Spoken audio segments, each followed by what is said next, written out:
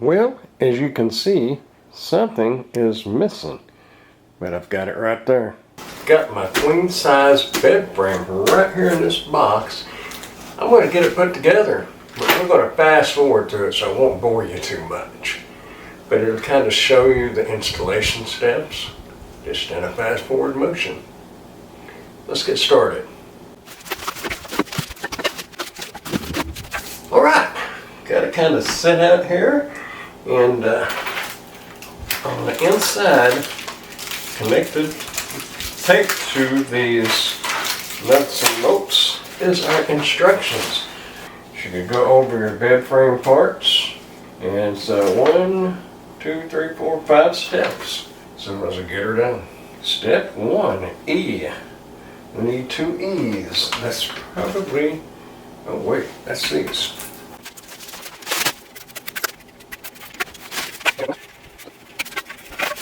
We're going to attach B on the ends of the E's. We'll be using I, the nut and bolt I. We will need 2 on each end. Go just like that. And this does come with the tools. It's got an Allen wrench and a little box end wrench. No extra tools are actually required, but if you have your own, it might be quicker. Get this one started, and then we'll move to that end.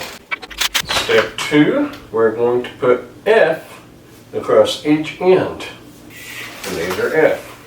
The other A's and B's, as you may have noticed, were in with F and not with E. We'll make sure that this part right here is facing in. Stand that up like so.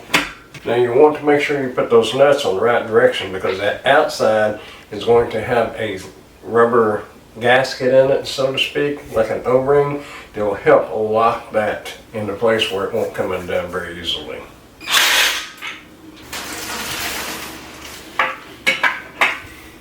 Very solid. I like the height. You can tell the height. You have plenty of room for storage. Like I said, make sure you have this end here, this piece that's sticking out. Make sure that's facing on the inside. Now on these bolts, like I was talking about, you can see the kind of curve towards an angle. But if you look real close, there is a rubber gasket or an O-ring type washer in there. So make sure that's facing out. See that curve? Go put the bolt in from this side, so it will lock over on this side. Tell you what, this is really solid. Okay, step 3. We're going to put our center brace. This will be G, right through the middle.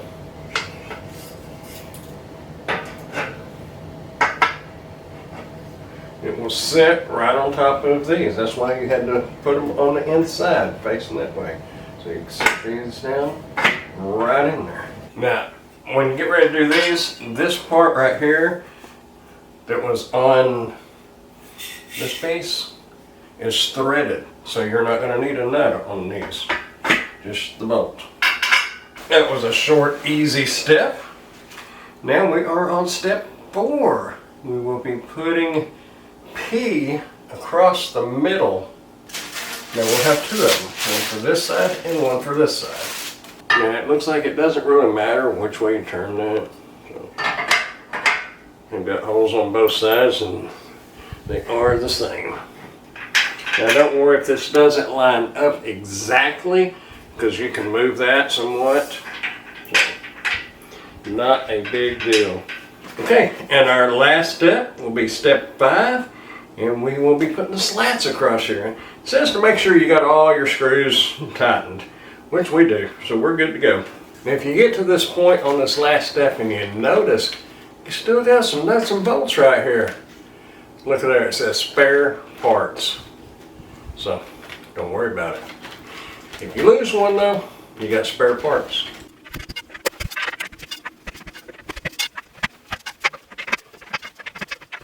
So before we go any further, I forgot to mention if you'll notice on these legs that are going down, they have holes in them. And the reason being is you can put a headboard and a footboard on here if you wanted to. So that's why those holes are there. So there we have it. And if you're wondering why there's so many slats on this bed frame, it's because you do not have to have a box spring. All you need is just the mattress. Now, what I was going to show you at the beginning is on the height like this, even this box, it slides under there easily. So if you have little, I don't know, what are they, Rubbermaid or whatever those little storage containers are, you can slide them under there if you want to. Got plenty of height. It's 14 inches up off the ground, which is plenty high for most people. Now, when we get this pushed up against the wall, now I'm going to get the mattress put over on here and we'll take a look at it then. See how it looks. It's the queen size bed frame. I measured it from the ground to the top of the mattress is right about 24 inches. This mattress is about 10 inches thick. Of course, it's got a pillow topper on it. So actually about 11 counting the pillow topper. But it's plenty high. I am sitting and I can touch the ground, but not flat-footed on the ground. And the cool thing is it has that space underneath it. So if you want to store stuff under there, you got plenty of room to do so. There you have it. Great frame, plenty of height, can't go wrong.